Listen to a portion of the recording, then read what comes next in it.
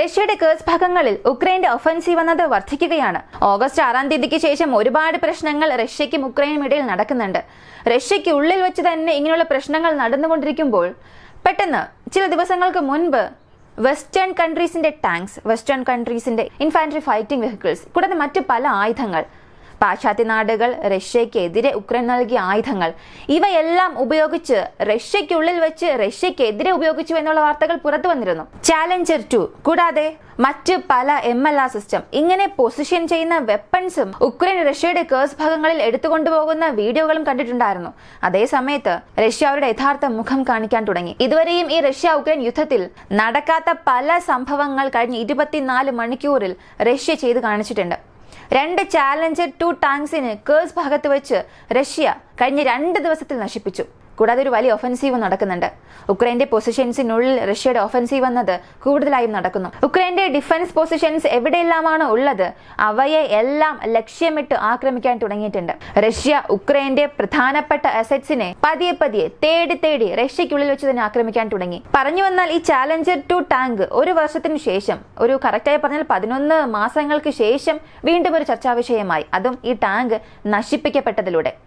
അങ്ങനെയാണെങ്കിൽ റഷ്യ ഇതിനെ എങ്ങനെ നശിപ്പിച്ചു? $4.5 മില്യൺ വിലമതിപ്പുള്ള ഈ ഒരു ടാങ്കിനെ വെറും $30,000 മതിപ്പുള്ള ഒരു ലാൻസർ ഡ്രോൺ ഉപയോഗിച്ചാണ് ഒറ്റ സ്ട്രൈക്കിലൂടെ റഷ്യ നശിപ്പിച്ചത്. ഇവയെല്ലാം ഈ വീഡിയോയിലൂടെ വ്യക്തമായി കാണാം.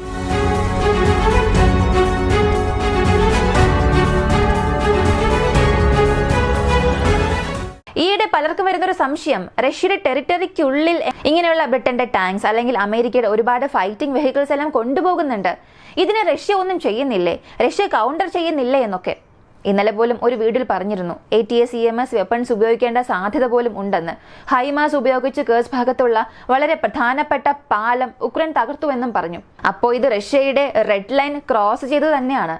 കാരണം റഷ്യ നേരത്തെ പറഞ്ഞിരുന്നു, നിങ്ങളുടെ മേജർ ഒഫൻസീവ് വെപ്പൺസ് എന്റെ ടെറിട്ടറിക്കുള്ളിൽ ഉപയോഗിക്കാൻ ഉക്രൈന് കൊടുക്കുകയും അത് ഉക്രൈൻ ഉപയോഗിക്കുകയും ചെയ്താൽ തീർച്ചയായും അത് എനിക്കെതിരായ ഒരു ആക്രമണമാണ്, അതിനുള്ള തിരിച്ചടി നൽകുമെന്ന് അവർ മുൻപ് തന്നെ പല നാടുകൾക്ക് മുന്നറിയിപ്പ് നൽകിയിരുന്നു.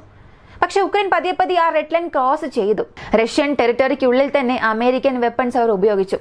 ഇനി ഈ MLR സിസ്റ്റംസ് ഒരുപാട് നാശനഷ്ടങ്ങൾ വരുത്തിയാലും ഈ ടാങ്ക് ബാറ്റിൽ എന്നത് വളരെ പ്രധാനപ്പെട്ടതാണ്. 2ാം ലോക മഹായുദ്ധത്തിന് ശേഷം കൂടുതൽ ടാങ്കുകളെ ഈ റഷ്യ ഉക്രൈൻ യുദ്ധത്തിൽ നശിപ്പിക്കപ്പെടുകയും ചെയ്തിട്ടുണ്ട്. ഒരുപാട് സ്ഥലങ്ങളിൽ ഈ ടാങ്ക് ഒരുപാട് അപ്ഗ്രേഡും ചെയ്തിട്ടുണ്ട്.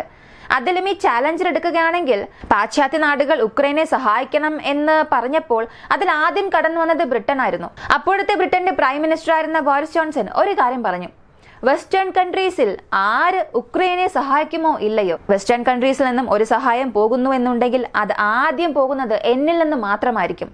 ഞാൻ ഉക്രൈന് ഒരു നല്ല സുഹൃത്താണ്, സെലൻസ്കി എന്റെ ഉറ്റ സുഹൃത്താണ്, ഇങ്ങനെ പല കാര്യങ്ങൾ പറഞ്ഞു.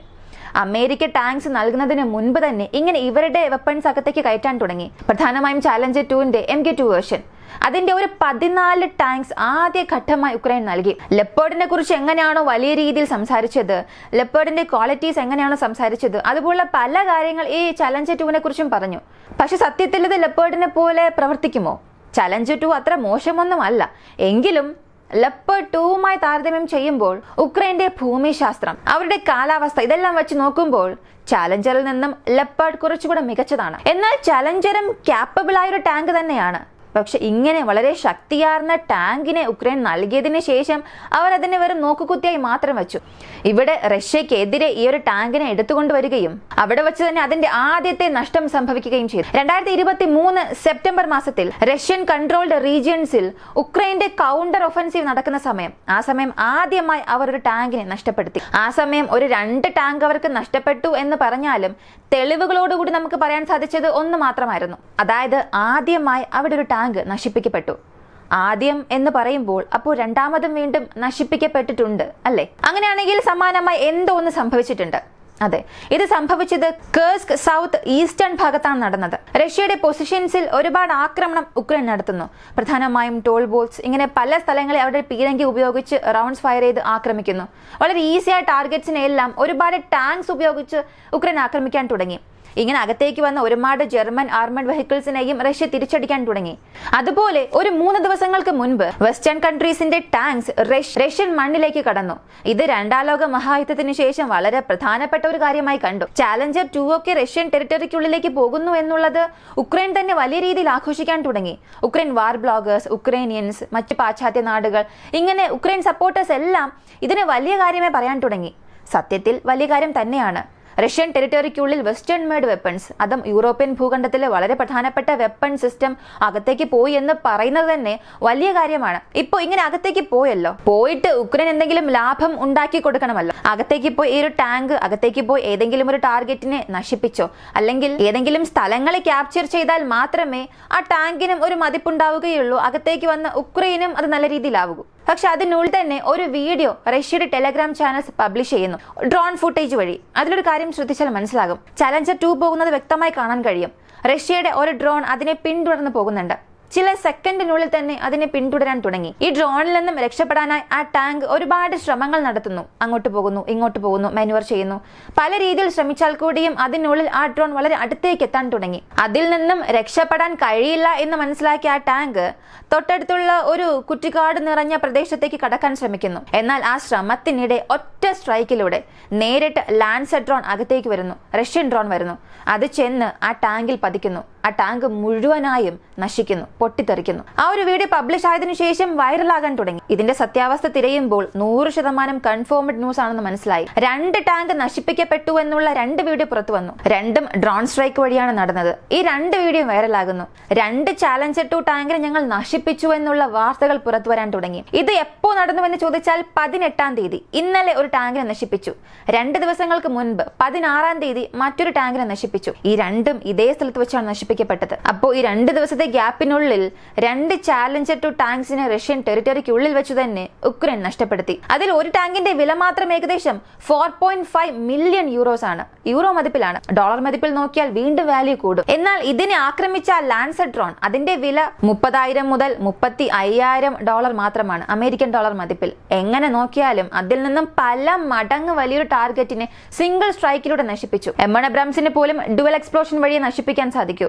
അത് പാർഷ്യലി ഡാമേജ് ആകും, അല്ലെങ്കിൽ ആ ഒരു ഫയർ വരുമ്പോൾ തന്നെ ഉക്രൈനിയൻസ് അതിൽ നിന്നും ഓടി രക്ഷപ്പെടും. ചില സ്ഥലങ്ങളിൽ മാത്രമാണ് അകത്തേക്ക് പെനട്രേറ്റ് ചെയ്തു പോയി നശിപ്പിക്കുക. പക്ഷെ ചാലഞ്ചർ 2നെ സംബന്ധിച്ച് ഒരുപാട് സെൻസർ പ്രശ്നങ്ങൾ അതിലുണ്ട്. ഇലക്ട്രോണിക്കലി ചില പ്രശ്നങ്ങൾ ഉണ്ടായാലും ആർമഡ് വൈസ് നോക്കിയാൽ വളരെ ഹെവിയായ ടാങ്ക് തന്നെയാണ്. അത്രത്തോളം പെട്ടെന്ന് ഏതൊരു പ്രൊജക്ടൈലിനെ കൊണ്ടും പെനട്രേറ്റ് ചെയ്ത് അകത്തേക്ക് കയറി നശിപ്പിക്കുക എന്നത് ഒരു സാധാരണ കാര്യമല്ല. ഇപ്പൊ വീഡിയോയിൽ കാണിക്കുന്നത് പോലെ, അല്ലെങ്കിൽ വീഡിയോയിൽ ആ ടാങ്കിനെ നശിപ്പിച്ച രീതി നോക്കുമ്പോൾ ഒരേ ഒരു ലാൻസർ ഡ്രോൺ ഉപയോഗിച്ച് ഇത്രത്തോളം വലിയ മതിപ്പുള്ള കൂടുതൽ പ്രൊട്ടക്ട് ചെയ്യാൻ കഴിയുന്ന ഒരു ടാങ്കിനെ നശിപ്പിച്ചു എന്നുണ്ടെങ്കിൽ അതിന്റെ മുഴുവൻ ക്വാളിറ്റിയിലും ഒരുപാട് സംശയങ്ങൾ വരാൻ തുടങ്ങി. ഇതുപോലെ റഷ്യക്കും സംഭവിച്ചിട്ടുണ്ട്. കാരണം റഷ്യയുടെ T-90 ടാങ്ക്സിനെയും ഒരുപാട് മൈൻസിൽ ഡ്രോൺസ് ഉപയോഗിച്ച് ഉക്രൈൻ ആക്രമിച്ചിട്ടുണ്ട്. എന്നാൽ ഒറ്റ ആക്രമണത്തിൽ ഡുവൽ എക്സ്പ്ലോഷൻ സംഭവിച്ചത് റെക്കോർഡ് ടൈംസ് ഇതാണ് ആദ്യം.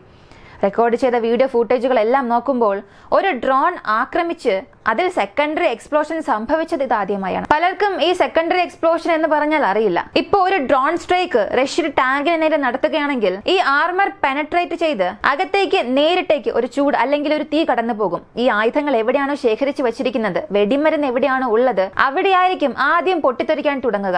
അങ്ങനെ പൊട്ടിത്തെറിച്ചാൽ ആ ടാങ്ക് 4 ഭാഗത്തേക്കും ചിന്നിച്ചിതറും. ഇത് റഷ്യയുടെ ടാങ്കിൽ നടക്കുന്നു എന്ന് പറയുമ്പോൾ അതൊരു പ്രത്യേക കമ്പാർട്ട്മെന്റ് സെക്ഷൻ ഇല്ല എന്ന് പറയാം. പക്ഷേ വെസ്റ്റേൺ കൺട്രീസിന്റെ ആയുധങ്ങൾ നോക്കിയാൽ അതിൽ ഓട്ടോ ലോഡർ എന്നൊരു ഫെസിലിറ്റി ഇല്ല. ഇത് ലോഡ് ചെയ്ത് ഫയർ ചെയ്യാൻ വേണ്ടി മാത്രം പ്രത്യേകം ഒരു ഓഫീസർ, ഒരു വ്യക്തി ഉണ്ടാകും. അകത്തുള്ള ഒരു പ്രത്യേക കമ്പാർട്ട്മെന്റിൽ പ്രത്യേകം ഇവയെല്ലാം സ്റ്റോർ ചെയ്ത് വെച്ചിട്ടുണ്ടാകും. അതായത് അവർക്ക് നേരെ ഒരു ആക്രമണം ഉണ്ടായാൽ പോലും പുറത്തുള്ള ടാങ്കിന് മാത്രമേ പ്രശ്നം ഉണ്ടാവുകയുള്ളൂ. അകത്തുള്ള വ്യക്തിക്കോ അല്ലെങ്കിൽ ആ വെടിമരുന്ന് ശേഖരിച്ചു വെച്ചിരിക്കുന്ന കമ്പാർട്ട്മെന്റ് അതിനൊന്നും വലിയ പ്രശ്നങ്ങളില്ലാത്ത രീതിയിലായിരിക്കും അത് നിർമ്മിച്ചിരിക്കുന്നത്. അപ്പോൾ അകത്തുള്ള ക്രൂ മെമ്പേഴ്സിന്റെ സേഫ്റ്റി വളരെ കൂടുതലായിരിക്കും. പക്ഷെ ഇവിടെ നടന്ന ഒരു കാര്യം നോക്കുമ്പോൾ ഈ ഡ്രോൺ സ്ട്രൈക്കിന് ശേഷം ചാലഞ്ചർ 2 ടാങ്ക് എന്നത് ചിന്നി ചിതറിപ്പോകുന്നു. ആ ഒരു സിംഗിൾ ഡ്രോൺ സ്ട്രൈക്കിലൂടെ തന്നെ ഡുവൽ എക്സ്പ്ലോഷൻ സംഭവിച്ചു. അകത്ത് ആയുധങ്ങൾ, വെടിമരുന്ന് ശേഖരിച്ചു വെച്ചിരിക്കുന്ന ആ ഒരു ഭാഗത്തെ പോലും നശിപ്പിച്ചു. ഇപ്പോൾ ടാങ്കിന്റെ അകം വഴി തന്നെ പൊട്ടിത്തെറിക്കാൻ തുടങ്ങി. അതുകൊണ്ടാണ് ഒരു സെക്കൻഡറി എക്സ്പ്ലോഷൻ ഉണ്ടായത്. അതിനാൽ ഈ ക്വാളിറ്റി ഇഷ്യൂസ് എന്നതും ഇപ്പോൾ വർദ്ധിക്കാൻ തുടങ്ങിയിട്ടുണ്ട്. ഈ ഒരു സംഭവം നടന്ന് അവസാനിച്ചതിന് ശേഷം റഷ്യയുടെ സ്റ്റേറ്റ് റൺ മീഡിയാസും ഇതിനെക്കുറിച്ച് പറയാൻ തുടങ്ങി. പെട്ടെന്ന് യൂറോപ്പിലുള്ള ഒരുപാട് ബ്ലോഗേഴ്സ് ഒരു കാര്യം പറഞ്ഞു, ഇത് ഫേക്ക് ആണ്, റഷ്യ ഇങ്ങനെ ടാങ്കിനെ നശിപ്പിച്ചിട്ടേ ഇല്ല എന്ന്. അവർ അകത്തൊരു ഡമ്മി സെറ്റ് ചെയ്ത് വെച്ചിട്ട് ആ ഡമ്മി ആക്രമിച്ചിട്ട് അത് ചാലഞ്ചർ 2-നെ ആക്രമിച്ചു എന്ന് അവർ വലിയ കാര്യമായി കാണിക്കുന്നു എന്ന് ഇതിനെക്കുറിച്ചുള്ള ചില വാർത്തകൾ പുറത്തുവരാൻ തുടങ്ങി. ഇങ്ങനെ ഒരു ടാങ്കി അകത്തേക്ക് വന്നില്ല എന്നവർ പറയാൻ തുടങ്ങി. എന്നാൽ ഇക്കാര്യം സത്യമല്ല. കാരണം ഒരു 3 ദിവസങ്ങൾക്ക് മുൻപ് തന്നെ, ഈ ടാങ്ക് നശിപ്പിക്കപ്പെടുന്നതിന് 3 ദിവസം മുൻപ് തന്നെ ഈ ചാലഞ്ചർ 2 ടാങ്ക് റഷ്യക്കുള്ളിലേക്ക് പോകുന്നത് പ്രോ ഉക്രൈനിയൻ ചാനൽസ് തന്നെ കൺഫേം ചെയ്തിരുന്നു. അകത്ത് ചാലഞ്ചർ 2 റഷ്യക്കുള്ളിലേക്ക് പോയി എന്ന്.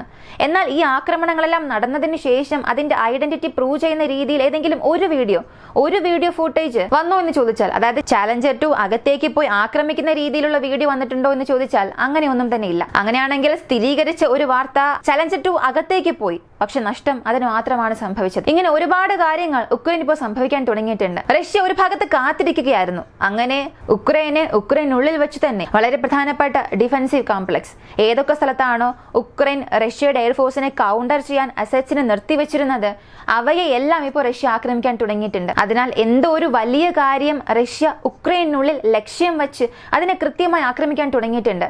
റഷ്യ എന്തോ ഒരു കാര്യത്തിന് പദ്ധതിയിടുകയാണ്. ഇവയെല്ലാം അടുത്ത വീഡിയോയിലൂടെ കാണാം. ഈ ഒരു വീഡിയോയെക്കുറിച്ചുള്ള നിങ്ങളുടെ അഭിപ്രായം കമന്റിൽ പറയുക. വീഡിയോ ഇഷ്ടമായാൽ ലൈക്ക് ചെയ്യുക, ഷെയർ ചെയ്യുക. നമ്മുടെ ചാനൽ ആദ്യമായി കാണുന്നവരാണെങ്കിൽ മറക്കാതെ സബ്സ്ക്രൈബ് ചെയ്ത് സപ്പോർട്ട് ചെയ്യുക. മറ്റൊരു വീഡിയോയുമായി വീണ്ടും കാണാം.